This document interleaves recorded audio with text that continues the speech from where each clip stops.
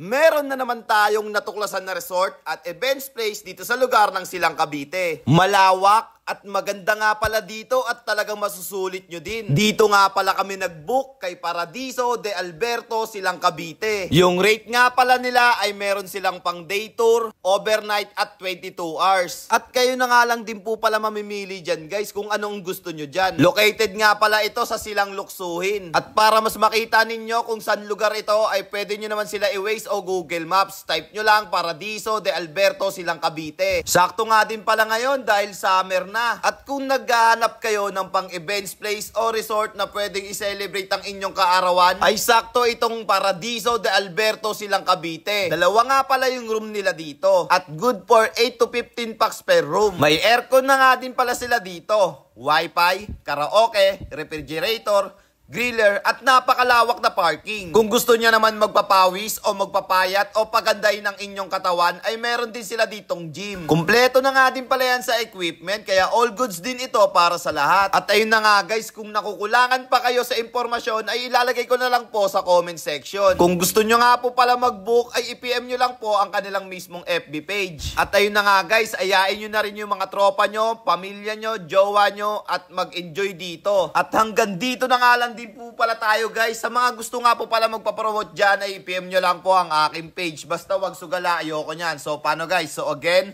this is Jack TV. Thank you for sunshine, thank you for rain, thank you for joy. Ingat, salamat, bye-bye, ble. Let's guys go! Abadabadu! Woo! Hoy!